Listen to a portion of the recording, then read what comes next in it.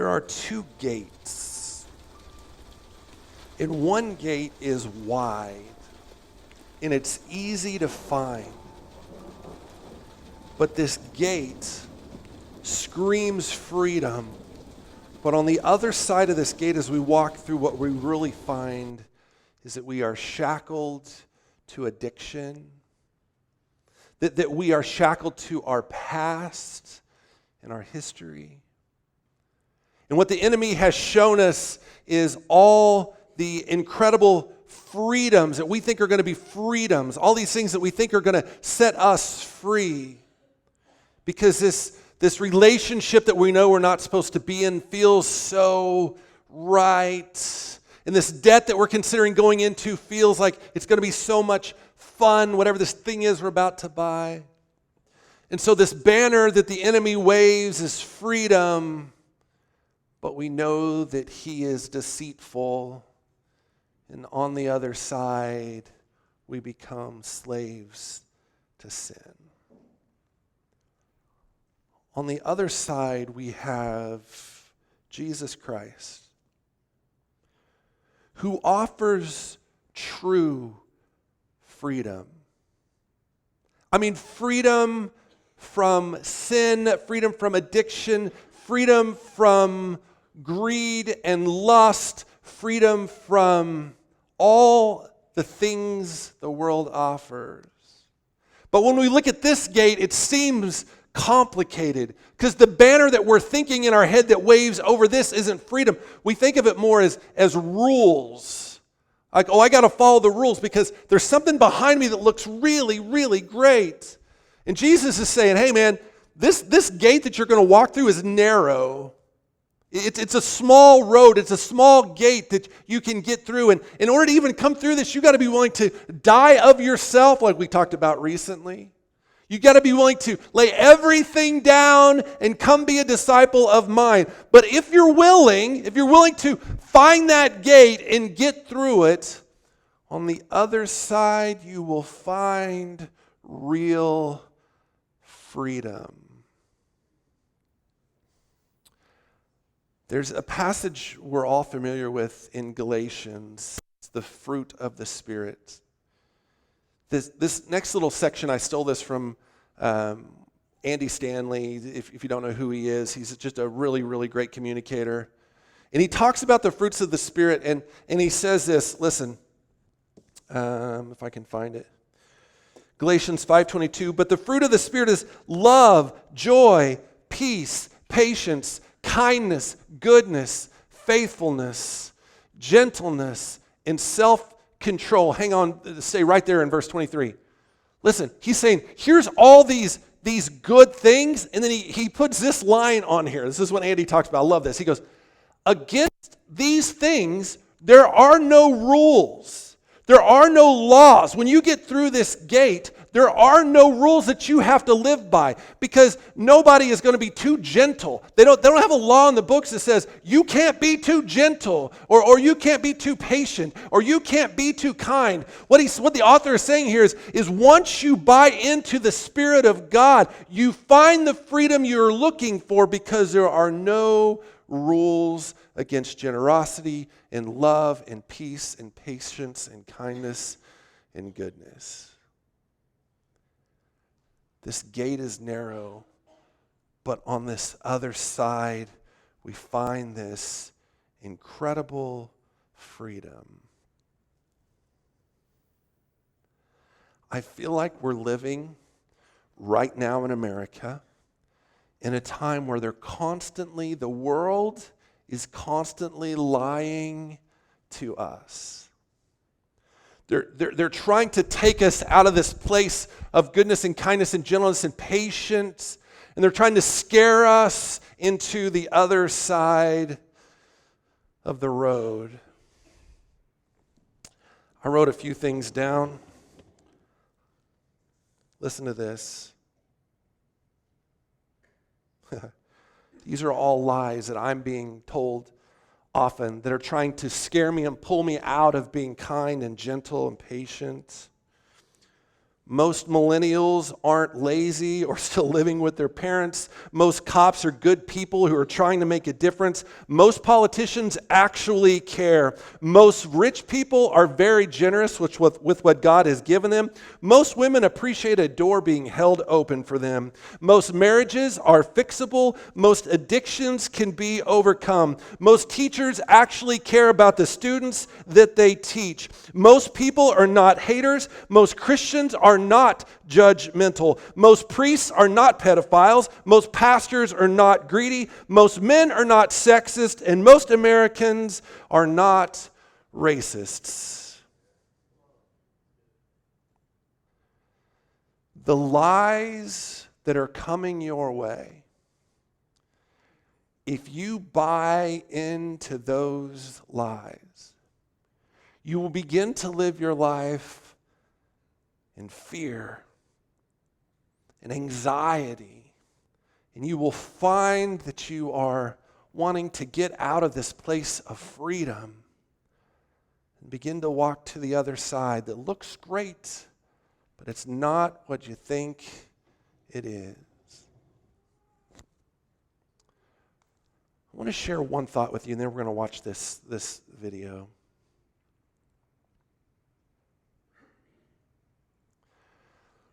One of the lies that the enemy uses to deceive us is he takes our current situation and he says, where you are right now, you've got these incredible challenges. And he compares your current challenges, and he shows you the future freedom.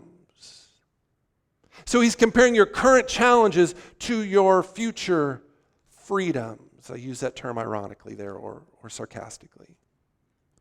Let me give you an example. I'm spending time on this because I believe it's in the enemy's playbook, and when we understand it, it will help us weather the storm. Let's say you and a friend decide you're going to go out and do some car shopping. Your friend's going to buy a new car. You're excited about that. You just go to be helpful. And you're there in the parking lot, and you've test drove a couple of cars, and there's just one that catches your eye. You're interested in this car. You didn't plan on buying a car today. In fact, you just paid yours off, right? And that feels good. No car payment. We all love an extra few $100 a month. That feels great. But we see this car, and we're interested in this shiny, black sports car, SUV. Let's say it's an SUV. And so you test drive it for fun, and you get back and you're sitting there and you're considering, you didn't really plan on this, but now you're actually considering this car. Nothing wrong with buying a new car, right? But let's be honest about what we're considering. And so you begin to contemplate. And what happens is you take your current car that's paid off and a couple of things don't work and a couple of knobs kind of have to be jimmied in order to make them work. Like you begin to compare that car with this shiny black SUV. And what will happen in this situation is we take all the current challenges and we're comparing them to this future freedom. And when we stack them up, it's obvious, man, we should get this new car. I mean, my old car, it didn't do very well in the snow, and sometimes it slipped a little bit, but this SUV, man, it's going to get me anywhere I want to go. I can take it up in the mountains. It's going to be amazing, right? My current car didn't have really heated seats, and this car's got heated seats. Like, you begin to compare your current challenges with your future freedoms. Well, the truth is, there's some current freedoms. There's some great things about having a car that's completely paid off. There's some great things about having a car that you know how it works and you know what the problems are and the good things, and you can trust that car. And the truth is, there are some curses over here that now we're going to have a payment, and now gas is going to cost a lot more, and now there's these other problems we're going to have. So the enemy likes to deceive us. He likes to show us all these freedoms without showing us the current challenges. Let me speak to one or two of us here just for a second. This might be happening in your relationship too. For those of us who have made a commitment to be with our spouses for the rest of our lives, and we're seeing something on the other side and we go, man, that looks so good. I mean, my spouse now doesn't really pay attention to me, and this person gives me their full attention, and this person doesn't really buy me anything, and this person wants to dote on me and buy me gifts. And if we're not careful, we begin to compare our current challenges with the future freedoms, and we begin to move in a direction that God doesn't want us to move into.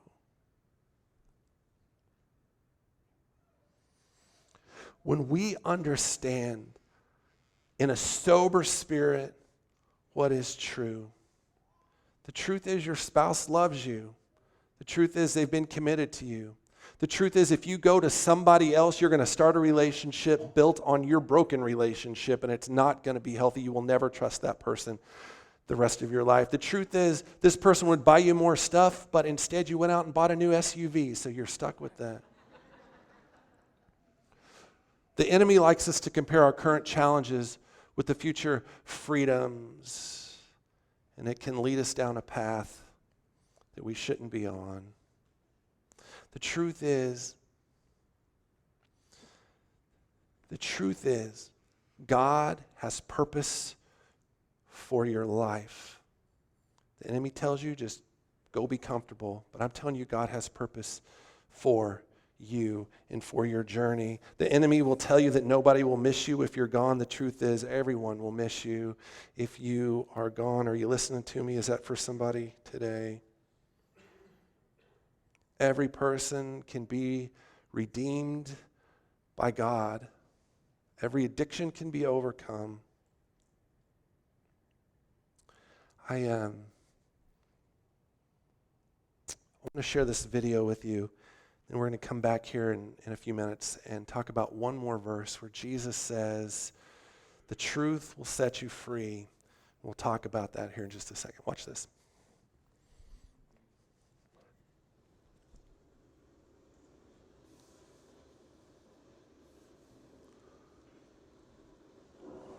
I grew up in a Christian home. My parents attended.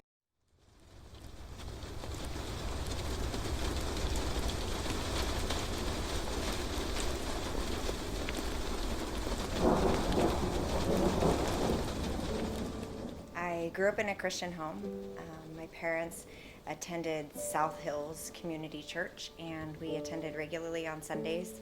My mom was involved in children's ministry at our church. My mom loved to sew. She was an incredible seamstress, and she loved to...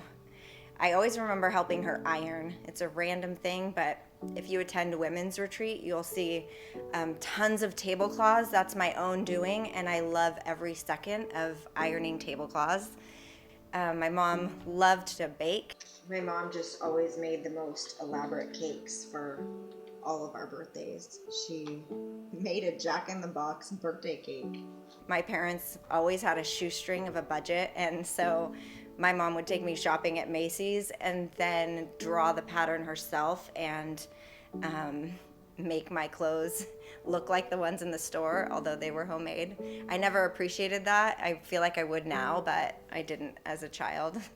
When I was 12, her cancer returned. She had lived many years without it. And I don't think I fully grasped that at the time. They said that her cancer was back and it was in her lungs, and then weeks later that it was in her liver.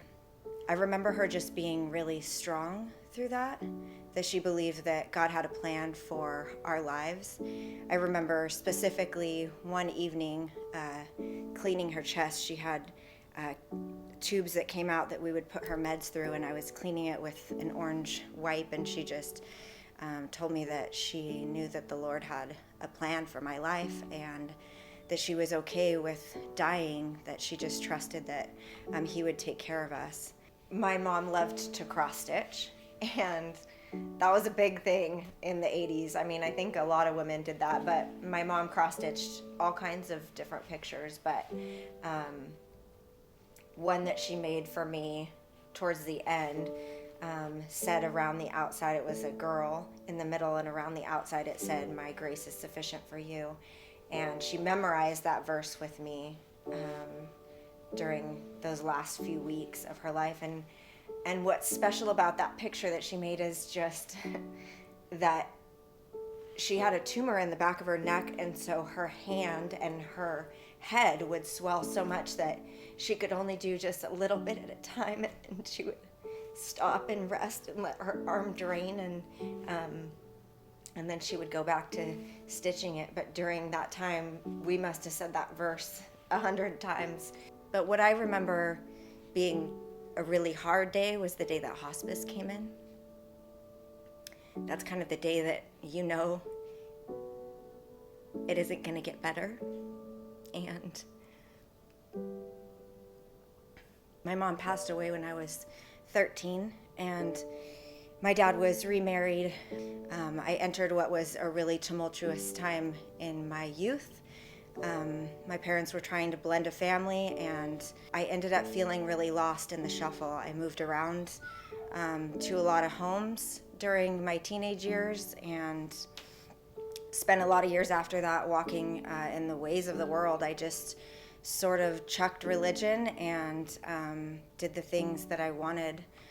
I was married, and I ended up kind of entering a period of depression. You know, depression had touched me, I remember, briefly as a teenager, but more dealing with it in my 20s. There's a lot of sin in the mix of that. There's a lot of sin that got me to a very dark place in my world, and I just got to where I struggled with depression a lot. And in that sort of dark place, there was a lot of lies that I believed. And one is that I didn't have value, that the enemy just was able to use that to bring me into a place of just a lot of self-hatred. And I didn't even feel like, when I looked in the mirror, like I even knew who I was anymore. I felt worthless, and like my family would be better off without me. Even that my son, who was really little at the time, would be better off without me. I attempted to take my own life, and I was arrested that night. And the police officer that arrested me had Air One playing in the back of his car. And he sat by my hospital bed that night and shared Jesus with me. And it was an all-night conversation, and the pieces of that I remember standing out to me were that God was truth and light, and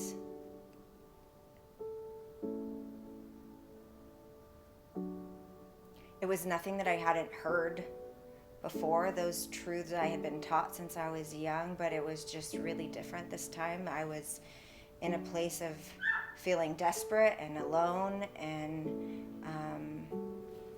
in a really dark place. And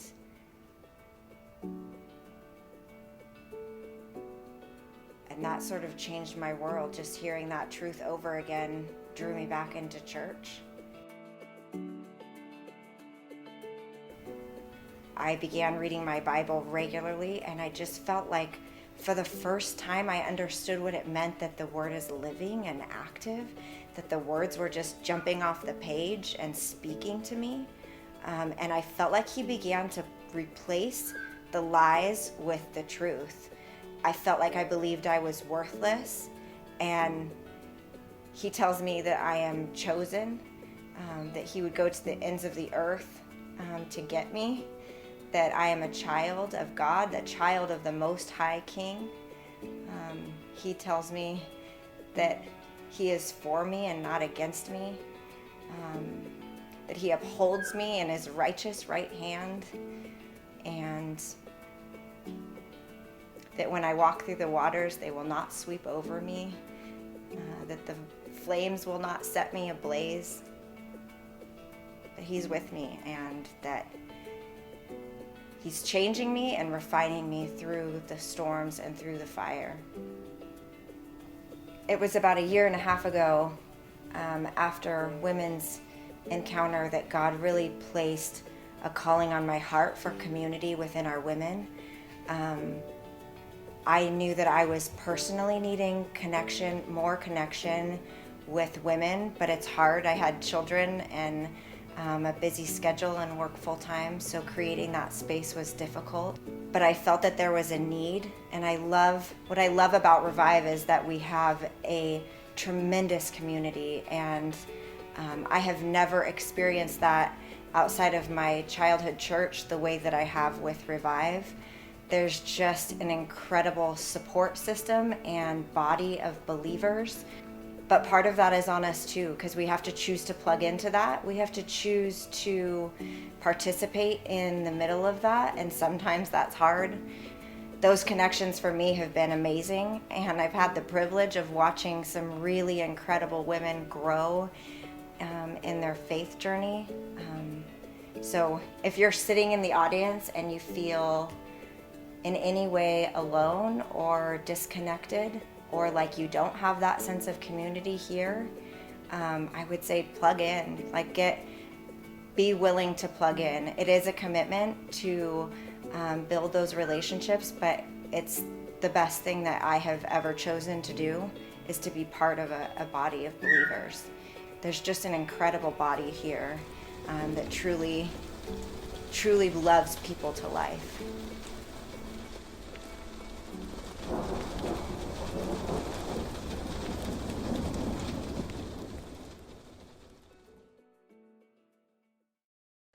There is a truth. There is an ultimate truth that we can stand on. In chapter 8 of the book of John, I invite you to read it in kind of the canon of things. This is after Jesus has done a little bit of ministry, and now he's kind of announcing that he is the Son of God. He's kind of making it known who he really is. He didn't do this all the time. A lot of times he was like, hey man, don't tell anybody I did this miracle, or let's not tell anybody about this. But here he is in the temple courts and he's explaining his deity is what he's doing. And in verse 30, which you don't have, but it says, even as he spoke, many put their faith in him. So it's working as he talks about who he is and that God is his Father. As he's explaining this, people begin to trust him. Verse 31. To the Jews, to those who are believing, Jesus said, if you hold to my teachings, to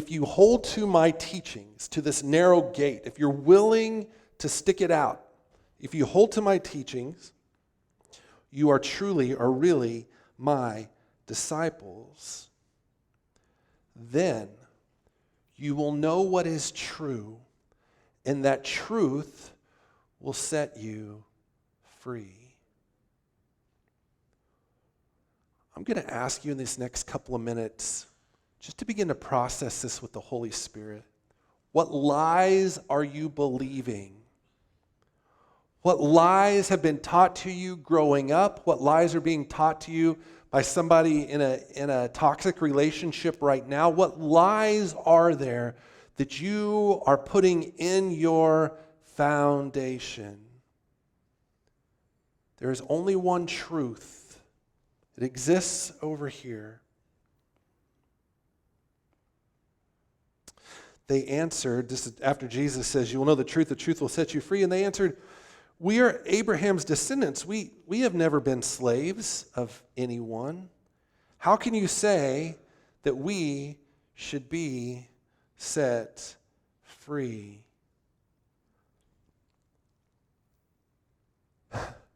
Could not every American say this? We're not slaves. We're Americans. What do I need to be set free from? In fact, they're arguing that we need more freedoms over here. We need more things that we're allowed to do that are going to lead to death and destruction. They responded just like our friends would, like many of us would. What in the world are you talking about that I would be set free? And Jesus replied, and we'll stop here. I tell you the truth, everyone who sins is a slave to sin. And then he kind of turns this corner. Maybe this is even a better way to end here. Now a slave has no permanent place in the family, but a son belongs in the family forever.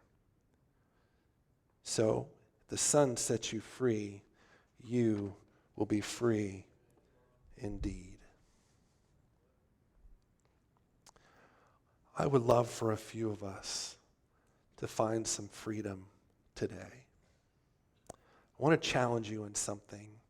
If we were to sit in this long enough, eventually a few lies would come to the surface. A few lies that you know in your soul are lies would come to the surface, and you'd say, I do have value. I am loved. I am a child of God.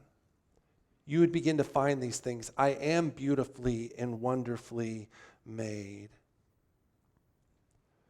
But if they come to the surface and you are thinking them, but that's as far as you go, those lies will just begin to go right back to where they were, and you'll be rooted in it. I'm inviting you into an incredible challenge today.